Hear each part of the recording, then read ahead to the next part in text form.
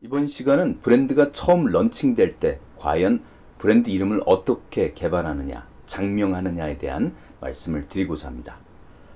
여러분, 아직도 많은 사람들은 브랜드 내지 브랜딩 하면 그냥 상표명이나 식별하는 마크, 디자인하는 정도로 인식하죠. 그래서 멋진 이름에 세련된 디자인 입히는 게 브랜드의 전부인 것처럼 늘 얘기합니다.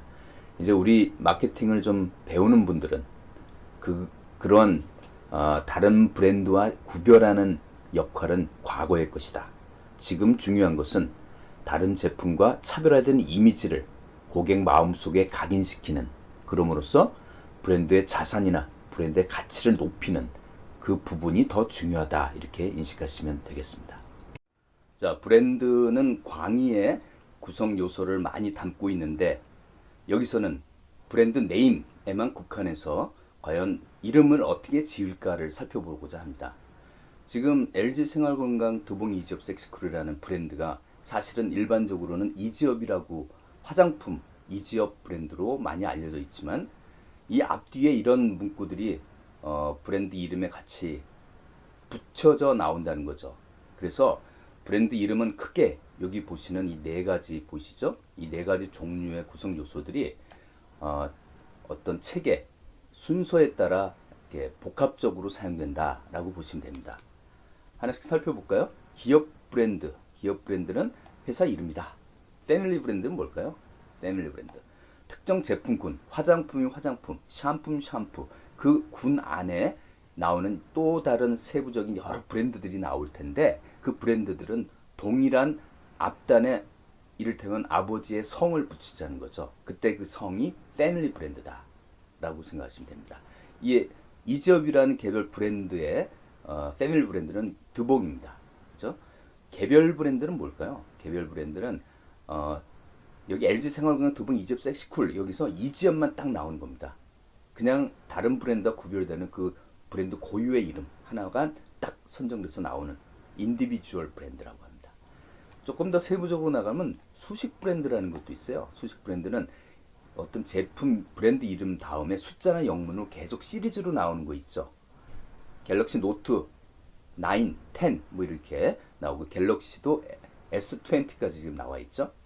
자, 이런 거는 성능이 계속 개선되고 있다는 걸 강조하기 위해서 숫자나 영문으로 등급을 이렇게 계속해서 시리즈별로 보여주는 이런 의도가 있습니다. 자, 여기서 보시면 LG 생활건강은 회사 이름, 콜포레이트 브랜드에 해당되고, 드봉이라는 것은 패밀리 브랜드죠. 화장품 계열은 전부 다 드봉이라는 이름으로 달고 나옵니다. 드봉이죠. 드봉 뭐뭐뭐. 이렇게. 맨 밑에 수식 브랜드 섹시쿨은 이거는 숫자 형태나 영문은 아니지만 핫쿨, 뭐 섹시쿨 또는 섹시 하트, 여러 가지 또 조합으로 어떤 형용사의 정도, 상태를 바꿔가면서 표현할 수 있는 그런 거죠. 그래서 개별 브랜드 뒤에 붙어서 뭔가 이렇게 보조해 주는데 진화되고 다양함을 보여주는 그런 역할을 하고 있습니다. 이 네 가지 브랜드 종류들을 차례대로 살펴보겠습니다. 제일 먼저는 코퍼레이트 브랜드, 기업 이름 내지 그룹 이름이죠. 여기 보시는 검은색의 그룹이나 기업 이름들은 어떠세요? 업계 리더급이자 대체로 좋은 이미지를 갖고 있죠. 그래서 개별 브랜드에 이런 그룹이나 회사, 기업 브랜드들을 같이 섞어서 쓰는 겁니다. 그런데 여기서 빨간색으로 된 현대자동차 같은 경우는 개별 어떤 브랜드에 현대자동차라는 이름을 함께 달고 나오는 경우보다는 그렇지 않은 경우가 더 많습니다. 현대 뭐 그룹의 로고도 좀 작게 표현된다든지 해서 사실은 현대하면은 현대라는 이름 갖고 있는 이미지보다는 소나타라는 이름이 훨씬 더 좋은 거죠. 예. CJ도 역시 마찬가지입니다. CJ라는 회사, 이 제일제당이 전신의 이름이었고, 그 이름의 약자를 딴 CJ라는 것 자체가 특별히 우리가 볼 때 좋은 이미지를 뭐 이렇게 연상할 것도 없어요. 그래서 CJ라는 회사의 식품 제품들 보면 CJ 마크가 별로 그렇게 부각돼서 개별 브랜드에 같이 보이지 않습니다. 대한항공은 심하겠죠. 요새 대한항공이란 기업 브랜드를 이렇게 광고할 상황은 아니겠죠. 오히려 대한항공하면 우리 떠오르는 이미지가 이제는 긍정의 이미지들보다는 부정의 이미지들이 더 많다. 대체로 노출을 안 하려고 하는, 물론 요새 코로나 때문에 광고할 일도 별로 없겠죠. 자, 여기서 대표적으로 오뚜기 역시 우리가 식품 기업으로는 좋은 이미지를 갖고 있는 기업 브랜드입니다. 보시면 이 기업 브랜드들이 전부 개별 제품, 기름, 라면, 뭐 카레 이런 종류 전부 다 개별 이름 앞에 오뚜기라는 걸 같이 붙입니다.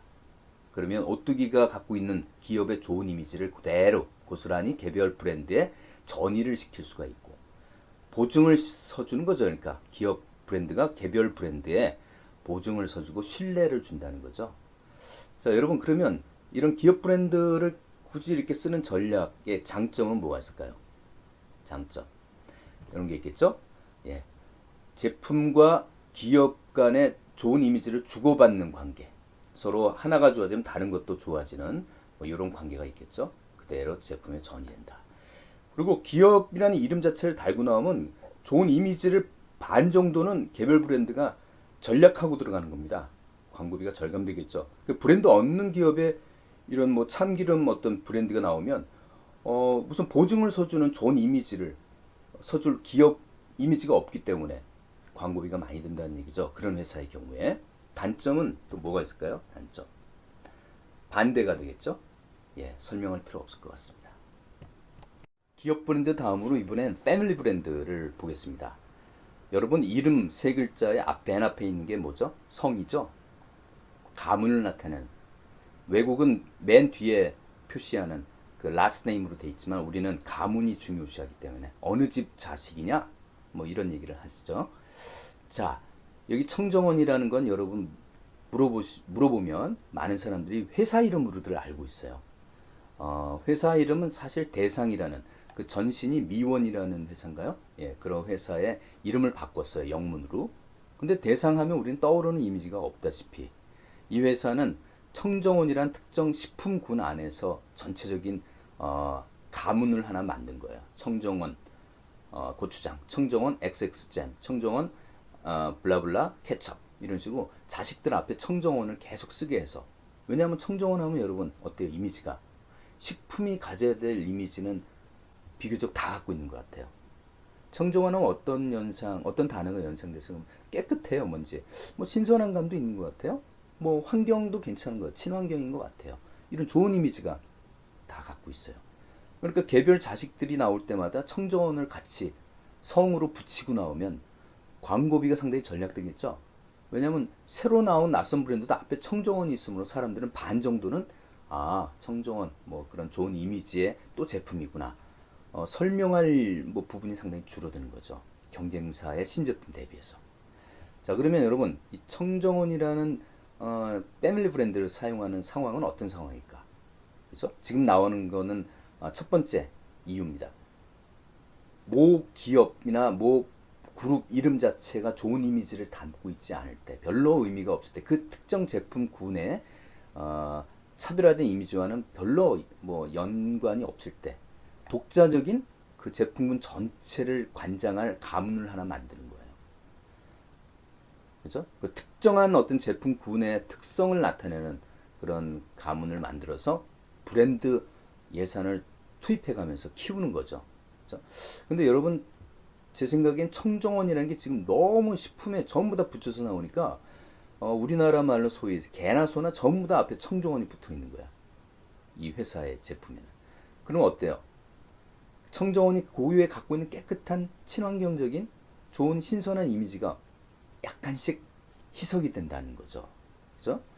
사람들이 볼 때는 야, 청정원 다 붙여지는구나. 그냥 개나 소나 그냥 무조건 붙이는구나 이렇게 생각하면 의미가 이제 점점 없어지는 거예요. 조금씩 자식들을 분가를 시켜야 돼요. 앞에 너 계급장 없이 나가. 곰표 XX 너는 그냥 나가. 내가 도와줄 수 없어. 이렇게 해서 원래 깨끗한 이미지만 담고 있는 그런 패밀리 브랜드 이미지 중심의 그런 가문을 형성하는 게 바람직하다 이런 생각하고 있습니다. 앞서 아버지의 성을 붙여서 특정 제품군 전체에 공통적으로 후원해주는 그런 패밀리 브랜드와 대비되는 전략이 개별 브랜드 전략이에요. 여기 P&G라는 회사 여러분 들어본 적이 별로 없으실 거예요. 그러나 여러분 페브리즈나 아이보리, 뭐 오랄비 이런 회사는 마치 회사처럼 알고 계시죠? 하나의 개별 브랜드 이름에 불과한데 워낙 개별 아이의 이름 두 글자를 키우다 보니까 아버지의 가문의 성은 기억을 할 수가 없는 거죠, 우리가. 그럴 정도로 어떤 개별 자식의 이름을 중점적으로 키우는 전략이 개별 브랜드 전략이다. 우리나라의 CJ라는 그룹도 비슷해요. CJ라는 회사나 이 그룹, CJ는 하면 연상되는 게 별로 우리가 떠오르는 게 없어요. 우리 중장년층의 분들은 이게 제일제당의 준말이고 회사 이름을 바꾸면서 CJ인데 조미료 회사다 이렇게 생각을 해서 이 조미료라는 이미지가 다시다에는 좋은 영향을 주겠지만 다른 종류의 제품에는 별로 좋은 이미지를 전이할 수가 없죠. 한계가 있는 거죠. 그래서 CJ는 여러 가지 식품군에는 앞에 그 식품군에 패밀리 브랜드는 없고 이렇게 인디비주얼 브랜드로 깔고 있어요. 개별 브랜드 이름을 자체적으로 이렇게 만들어요.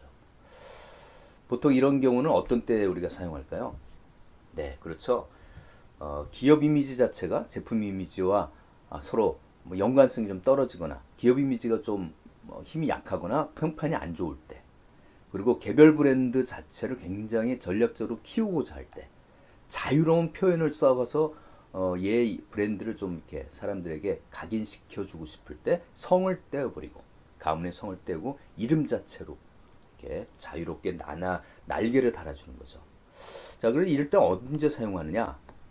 만약에 여러분이 예산이 있고 마케팅 예산이 있고 단기간에 그 개별 브랜드를 적극적으로 공격해서 정착을 하고자 할 때, 이렇다면 자신감 있게 개별 브랜드 전략, 자식의 스스로 네가 알아서 커라, 내가 후원은 해줄게, 단 가문의 이름은 내가 떼야 된다, 혼자 성장하거라, 이렇게 하는 경우에 쓴다는 그런 얘기죠. 네, 브랜드를 지을 때 함께 조합해서 쓸 수 있는 세 가지, 전체적으로 네 가지의 브랜드 구성 요소를 봤습니다. 제일 첫 번째가 그렇죠, 기업 브랜드. 그 다음에 두 번째는 패밀리 브랜드. 특정 제품군의 전체적으로 앞에 공통적으로 달고 나오는 그 성에 해당되는 브랜드를 패밀리 브랜드. 세 번째는 기업과 또 앞에 뭐 패밀리 이런 거 필요 없다, 나 개인의 개성만 좀 강조하는 그런 제품 이름, 인디비주얼 브랜드. 또 여기 구체적으로 소개 안 했지만 브랜드 수식어라고 했죠. 갤럭시 노트 7, 갤럭시 노트 8, 갤럭시 노트 10, 갤럭시 S22, 20. 네, 이런 것처럼 기술이 계속 진보된 제품이다, 뭐 그런 거를 상징하기 위해서 특정 개별 브랜드 이름 다음에 숫자나 영문이나 등급, 형용사들로 약간씩 차별화를 해서 발전성을 보여주는 전략, 브랜드 수식어라고 했습니다. 자, 이제 기본적인 섞어 쓰는 어떤 브랜드 네임의 전략을 이렇게 설명했으니까 구체적으로 개별 브랜드, 실제 그 제품만의 개별 브랜드 이름을 짓는 노하우를 지금 설명하고자 합니다. 네, 브랜드 네임의 고려 요소 네 가지가 지금 나와 있죠. 제가 처음에 브랜드 어원을 얘기하면서 브랜드는 초기에 어떤 역할? 식별하는, 다른 제품 브랜드와 식별하는 용도로 그 역할을 시작했다. 그 다음에는 이제 제품 간에 유사해지면서 어때요? 그 제품만의 독특한 차별화된 이미지를 부각시키는 일환으로 브랜드를 활용하기 시작했다. 두 가지를 여기 첫 번째와 두 번째 고려 요소에서 보실 수가 있습니다. 기억하기 쉽다, 발음하기 쉽다 하려면 이런 사례를 보시면 여러분이 어떤 의미인지 아실 것 같아요. 예전에 다저스의 박찬호가 한참 잘 나갈 때 롯데 3강에서 어떤 직원은 아이스크림 새로 나오는 그 차가운 호박 성분의 아이스크림에다가 무슨 이름을 지을까 하다가 어떤 사람이 박찬호의 영문 이름, 인터뷰할 때 항상 찬호박이라고 우리한테 알려지죠. 그래서 찬호박, 그러니까 굉장히 히트한 성공 사례가 보이네요. 그리고 제가 슬로건이라는 얘기 한번 처음에 드렸죠. 회사나 제품 이름 옆에 어떤 소비자 언어로, 언어의 형태로 붙여서 그 제품이나 기업 이름을 보조, 강화해주는 어떤 느낌의 언어들. 캐네십시오 케토탑하고 그냥 케토탑하고는 분명히 다른 차이를 느끼는 거죠. 굉장히 보조해주는 힘이 강하네요. 자, 고객 가치의 강점을 담아라. 이게 더 중요한 것 같습니다. 그래서 이런 사례를 보면 여러분 한 스푼 하면 벌써 스푼 한 스푼만 넣어도 세탁 세제로서 굉장히 강력한 효과가 있다. 이거는 고객의 금전적 코스트를 굉장히 강화시키는 어떤 그런 브랜드 이름이네요. 청정원도 그렇죠. 이름 자체가 일단 반은 그 이미지를 접고 다른 브랜드에 앞서 나가는 거죠. 차별성은 어떤 게 있습니까? 차별성은 역시 경쟁사와 좀 차별화해야 되겠다 느낄 때, 특히 선발업체가 하나 성공하면 우리나라 특히 그렇죠. 아류 브랜드들이 쫙 나옵니다. 후발주자로. 그럴 때 오리온은 이 초코파이는 오리온에서 만든 것이다 라고 하기 위해서 딱 하나를 붙였죠. 제품 브랜드에, 포장지에. 예, 정이라는 거 하나 표시함으로써 원조다, 오리온이다 이렇게 차별화시켰습니다. 마지막으로 요즘 글로벌 시대니까 문화적인 차이도 고려해야 되겠죠. 해외에 나갈 때 보통 기업 이름이나 브랜드 이름, 여기는 기업 이름, 그룹 이름을 주로 이렇게 개명한 사례가 나옵니다. 문화적 특성을 고려해서 현대도 사람들이 막상 미국 사람들이 발음하는 거 현다이로 읽어요. 다이는 안 좋잖아요. 자, 이렇게 해석을 해주는 노력까지도 초기에는 많이 브랜딩 투자를 했어요. 우리나라만 해도 처음 여러분 현대 소나타, 우리나라 글자 한국어로 지면 한글로 소나타라고 하는 사람보다 소나타라고 짓는 사람이 더 많아요. 초기에는 소나타로 나오니까 당시에 초창기에 우리나라 정서상 개나 소나타는 자 이렇게 얘기가 되더라는 거죠. 문화적인 특성을 감안해서 할 수 없이 경음으로 소나타라고 이렇게 개명을 한 사례가 보이네요. 브랜드 이름을 회사 사장님의 혼자 생각에서 나오는 그 수준과 굉장히 많은 사람들이 참여하는 집단지성에 의해서 나오는 브랜드의 수준은 다르겠죠? 그래서 이 브랜드 장명에도 AI를 한번 도입할까 합니다. 여러분이 브랜드 이름이나 회사 이름을 지을 때 참고할 수 있는 일종의 AI 사이트라고 보시면 되겠어요. 여기서 한번 활용해서 갖고 만약에 코로나라고 치면 코로나를 담고 있는 무려 1127가지의 엄선된 리스트를 보여주게 됩니다. 자, 두 번째 사이트도 한번 활용해 보시면 좋겠습니다. 그래서 코로나라고 이렇게 치면은 세 가지의 옵션이 나옵니다. 그래서 이 중에 두 번째를 쳐서 보여달라 했더니 이런 식으로 또 여러 가지 대안들을 제시해 주고 있습니다. 그래서 여러분이 나중에 브랜드 이름을 후보작을 낼 때 한번 참고해 볼 만한 좋은 사이트 같아요. 굉장히 실무적인 슬라이드네요. 여러분이 실제 브랜드 이름을 지어야 될 상황에 처했을 때 또는 대학생 같은 경우에는 과제나 공모전에 출품할 그 과제의 브랜드 이름을 지어야 될 때 이 과정을 따라서 해보는 겁니다. 맨 처음에는 출발점은 항상 브랜드 컨셉입니다. 지난번에 여러분이 배우신 포지셔닝 컨셉과 동일한 그런 컨셉인 거죠. 그걸 놓고 거기서 연상되는 단어나 이미지들을 갖고 관련되는 단어들을 쭉 나열해 보는 겁니다. 그런 단어들을 갖고 그 다음에 뭐예요? 앞서 말씀드린 이 브랜드 네이밍 사이트에 가서 적어보면 여러 가지 조합들을 우리가 확인할 수가 있어요. 그래서 그런 리스트들을 한번 만든 다음에 내부 팀 회의를 거쳐서 최종 후보군을 만드는 작업을 필터링 해야 되겠죠. 그래서 후보군을 뭐 한 열 몇 개 정도 이렇게 많은 비교적 많은 숫자로 이제 후보군을 만든 다음에 그 다음 뭐 해야 될까요? 예, 그 다음엔 소비자 반응을 봐야 됩니다. 그래서 소비자들이 직접 봐야 되는 거니까 이 사람들의 반응을 보고 좀 더 축약된 후보군을 만든 다음에 그 다음에 뭘 해요? 이것들이 기존의 동업종에서 과연 나와 있는 것인가? 그 동일한 네이밍이 있는지 이 특허 정보 검색 서비스에 들어가 보시면 여러분이 정말 많은 것들이 등록돼 있구나를 느낍니다. 웬만한 자연어는 우리가 상상하는 대부분 모든 자연어는 다 있는 것 같아요. 실제로 현재 이 정보 검색 서비스 안에는 수백만 건수의 특허 등록이 돼 있습니다. 자, 그러면 여기서도 통과됐어요. 후보군에 의해서 한 6가지 정도의 이름이 통과를 해서 기존 동업계 누군가 사용하는 사람이 없더라. 그러면 어떻게 해요? 특허청에 등록을 합니다. 등록을 하면 바로 나오느냐? 아니죠. 심사 과정이 5개월 걸린다. 심사 과정에만. 여기서는 분명히 우리가 앞에 기존에 나와 있는 그 특허된 등록된 이름 뭐 그런 걸 확인해 봤는데 없다라고 했지만 여기서는 뭘 하느냐?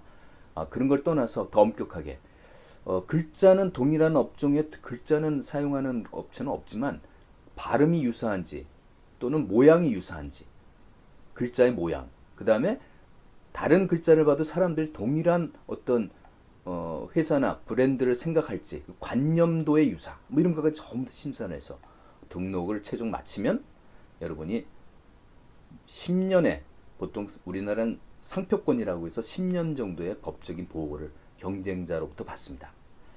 그러면 10년 지난 후에는 어떻게 해요? 계속 갱신해 나갈 수가 있다. 그리고 이때 법적 보호를 받을 때 여러분이 이왕이면 이름과 더불어 이런 것들도 복수로 더 올려주세요. 그래서 로고나 심볼, 슬로건, 마크 이런 걸 결합된 것들도 같이 올려서 등록을 하시면 이런 것들도 남들이 침범할 수가 없도록 여러 가지 조합을 복수로 등록한다. 이렇게 하시면 되겠습니다. 자, 두 번째 시간은 이렇게 마치겠습니다.